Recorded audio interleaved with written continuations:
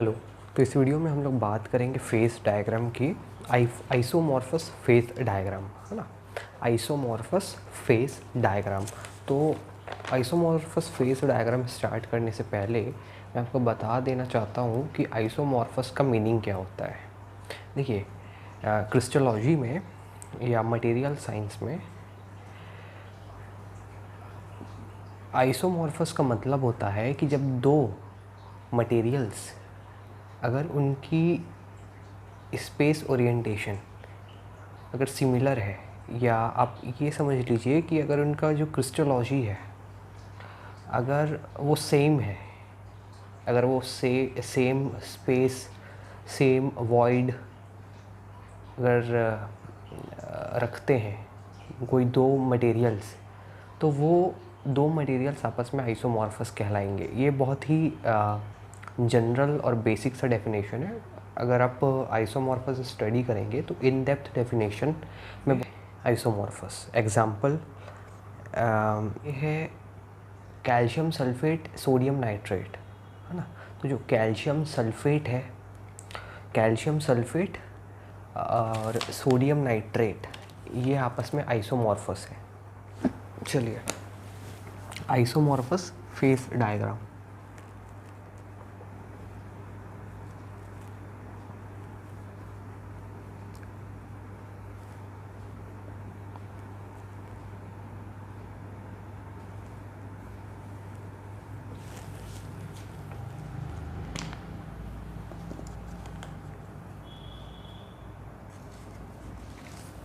तो इसका मैं इस एग्जांपल ले रहा हूँ।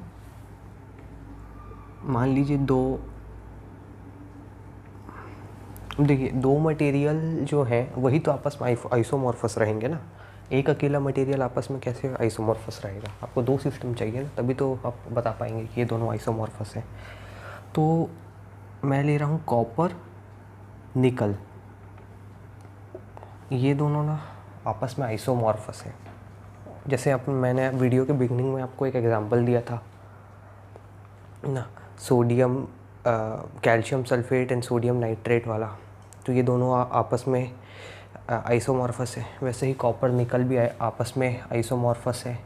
और एक है एल्युमिनियम कॉपर, ये भी आपस में आइसोमॉर्फस है। ठीक है, तो क्या करना है ना, हम लोग देख रहे हैं आइसोमॉर्फस फेस डायग्राम।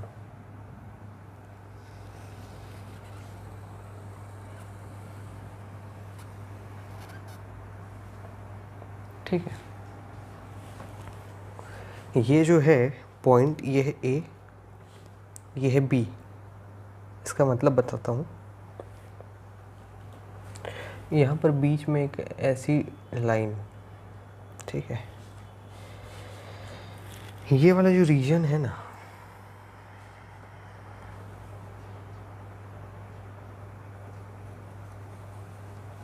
ठीक है, ये मान लीजिए कि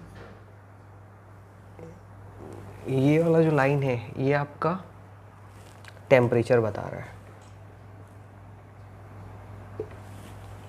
ठीक है, ये आपका टेम्परेचर बता रहा है। ये वाला जो एरिया है, मतलब इस लाइन के इस पार वाला, वो बता रहा है कि ये लिक्विड स्टेट है। और इस लाइन के इस पार वाला जो रीजन है वो है आपका सॉलिड स्टेट। इसका क्या मतलब है? इसका ये मतलब है कि कोई मटेरियल अगर इस टेम्परेचर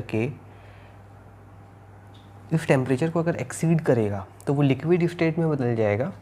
और कोई अगर मेटल है ना, मटेरियल है, वो अगर इस टेम्परेचर से नीचे है, इस टेम्परेचर रीजन टी के अगर लोअर साइड है, मतलब उस टेम्परेचर से कम है उसका टेम्परेचर, तो वो सॉलिड स्टेट में रहेगा। जैसे मान लीजिए आयरन है, ठीक है, तो आयरन अपने मेल्टिंग टेम्परेचर के, मान लीजिए आयरन का मेल्टिंग टेम्परेचर है टी, तो उसके बाद ही तो वो मेल्ट होगा ना, मतलब लिक्विड फॉर्म में। तो उसके पहले तो सॉलिड रहेगा। ये वही चीज़ है। तो ये लाइन उस चीज़ को बता रहा है। ठीक है, अब देखिए आइसोमॉर्फस फेस डायग्राम जो बनता है वो कुछ इस तरह से बनता है। कोई एक मैं ऐसा मटेरियल ले रहा हूँ जो कि दो चीज़ों से मिलकर बना हुआ है, जैसे कि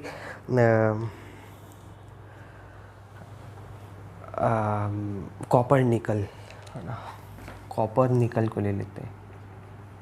ये तो क्योंकि ये दोनों आपस में आइसोमॉर्फस है ना, कॉपर और निकल आपस में आइसोमॉर्फस होते हैं, इसलिए मैं ये दोनों को लिया हूँ। तो जब मैं कॉपर और निकल का एक समझ लो एलॉय मान लो, ठीक है, तो उसका जो फेस डायग्राम है वो कुछ इस तरह से बनता है, ऐसा ऐसा, ठीक है। ये वाली जो लाइन है ना, ये वाली यहाँ पर है आपका लिक्विड लाइन, ये आपका लिक्विड लाइन बता रहा है, और ये बता रहा है आपका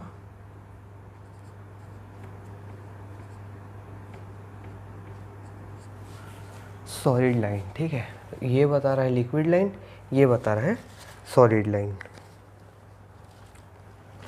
तो अब इसमें बात क्या है, बात ये है कि देखिए कोई एक एलॉय है कॉपर और निकल का जो कि आइसोमॉर्फस है, क्योंकि कॉपर और निकल आपस में आइसोमॉर्फस है। तो जब मैं इसका टेम्परेचर, देखिए अभी सॉलिड फॉर्म में है, अब मैं जब इसका टेम्परेचर रेस करूँगा तो एक पर्टिकुलर टेम्परेचर के बाद ये मेल्ट हो जाएगा। इसका ये मतलब है कि ये पहले सॉलिड स्टेट में रहेगा, फिर एक पर्टिकुलर टेम्परेचर के बाद ये लिक्विड स्टेट में बदल जाएगा। तो ये पहले सॉलिड स्टेट में था, फिर पर्टिकुलर एक टेम्परेचर के बाद वो किस में बदल गया, लिक्विड में। तो आप ये मान लीजिए कि यहाँ कहीं पर, मतलब ये जो लाइन है फेज डायग्राम की, इसके यहाँ कहीं पर, इसको मैं ई नाम दे रहा हूँ, ई, ठीक है। और ये यहाँ पर जो लाइन को इंटरसेक्ट करेगा इसको मैं नाम दे रहा हूँ जी, ठीक है। इसका क्या मतलब है, इसका ये मतलब है कि इस एरिया पे देखिए, क्योंकि ये वाली जो लाइन है आपकी लिक्विड लाइन है और ये वाली जो लाइन है आपकी सॉलिड लाइन है, ठीक है, फेज डायग्राम पे। तो ई वाला जो रीजन है, ठीक है, ई वाला जो रीजन है और जी वाला जो रीजन है, आपको ये पता है कि ये जो कॉपर और निकल था ये आइसोमॉर्फस है, आइसोमॉर्फस मटेरियल है। आप मान लो इसका अलॉय ले रहा हूँ और किस इनिशियल समय में, मतलब इनिशियल टाइम में पहले ये सॉलिड था, फिर जैसे जैसे इसका टेम्परेचर में इंक्रीज़ करता गया, मतलब इसको मैं गर्म करता गया, तो भाई ये पिघल जाएगा, मोल्टेन स्टेट में हो जाएगा, तो वे लिक्विड बनता जाएगा। अब इसका मैं आइसोमॉर्फस दोनों मटेरियल की, जो कि आइसोमॉर्फस है, इसको मैं स्टडी करता हूँ फेज डायग्राम, तो ये कुछ इस तरह से इसका फेज डायग्राम बनता है। अब आपको ये पता है कि ये जो मटेरियल है ये एक समय में सॉलिड था। अब ध्यान से सुनिएगा, एक समय में ये सॉलिड था, एक समय में ये लिक्विड बन गया, लेकिन एक समय ऐसा भी आएगा, मतलब इस टेम्परेचर पे, इस टेम्परेचर के पहले वो सॉलिड था और इस टेम्परेचर के बाद वो लिक्विड बन गया, लेकिन बीच में कहीं पर एक ऐसा टेम्परेचर भी आएगा जब ये लिक्विड भी रहेगा, सॉलिड भी रहेगा। अब कॉमन सेंस से समझते हैं। मान लीजिए आपके पास कोई एक मेटल है सॉलिड फॉर्म में, मान लीजिए लोहा है, आयरन है, ठीक है, सॉलिड फॉर्म में एक आयरन है, आपको इसको गर्म करना है, बहुत ज़्यादा गर्म कर दिया, 900, 1000, 2000, आई मीन 1200, 1500, ठीक है, 1500 डिग्री सेल्सियस पे आपने गर्म कर दिया, और 1500 डिग्री सेल्सियस से भी ज़्यादा गर्म कर दिया, क्या होगा, ये आयरन है पिघलने लगेगा, मेल्ट होने लगेगा, मोल्टेन फॉर्म हो जाएगा। तो एक समय में पहले ये सॉलिड था, फिर जब आपने लोहे को गर्म किया, आयरन को, तो वो मोल्टेन फॉर्म में बदल गया, मतलब पहले सॉलिड था उसके बाद लिक्विड हो गया। तो बीच में कहीं पर किसी टेम्परेचर में ऐसा भी समय आया होगा जब ये जो आयरन है ये लिक्विड भी रहा होगा और थोड़ा थोड़ा सॉलिड भी रहा होगा। मतलब पहले तो ये सॉलिड था, जब ये एकदम मोल्टेन फॉर्म में हो गया गर्म होने के बाद, तब वो लिक्विड बन गया। लेकिन बीच में कहीं पर एक ऐसा पॉइंट भी आया होगा जब ये थोड़ा थोड़ा लिक्विड भी रहा होगा और थोड़ा थोड़ा सॉलिड भी रहा होगा, मतलब थोड़ा थोड़ा सॉलिड भी इनिशियल वाला रहा होगा और फिर थोड़ा थोड़ा लिक्विड भी बनना स्टार्ट हुआ होगा, ठीक है। तो वो रीजन ना यहाँ पे रहता है जिसको बोलते हैं लिक्विड प्लस सॉलिड, और ये जो रीजन में मिलता है मतलब इस रीजन पे, और इसको बोलते हैं मशी जोन। अब बोलेंगे ये मशी जोन क्या है, तो ये मशी जोन का मतलब है, हिंदी में बताता हूँ, दलदली एरिया। दलदल देखते हैं, दलदल जो होता है ना, दलदल कैसा होता है, जैसे मान लीजिए आपका ज़मीन है, ज़मीन कैसा है, सॉलिड है, ज़मीन सॉलिड है। और नदी कैसी है, रिवर, तालाब, पॉन्ड, लेक कैसे हैं, लिक्विड है। लेकिन जो दलदल होता है, दलदल समझ रहे हैं, दलदल उसको क्या बोलते हैं, मश बोलते हैं ना, मशी जोन। वो कैसा रहता है, थोड़ा थोड़ा सॉलिड भी रहता है, थोड़ा थोड़ा लिक्विड भी रहता है। मतलब जो दलदल होता है वो थोड़ा थोड़ा सॉलिड भी होता है और थोड़ा थोड़ा लिक्विड भी होता है।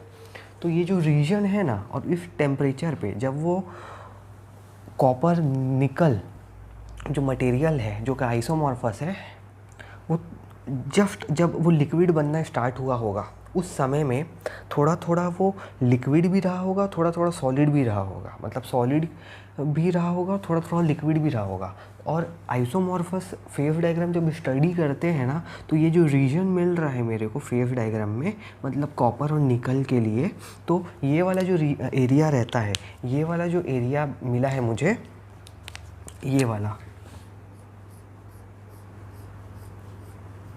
वाला एरिया कहलाता है मशी जोन, मतलब कि दलदली एरिया, ठीक है।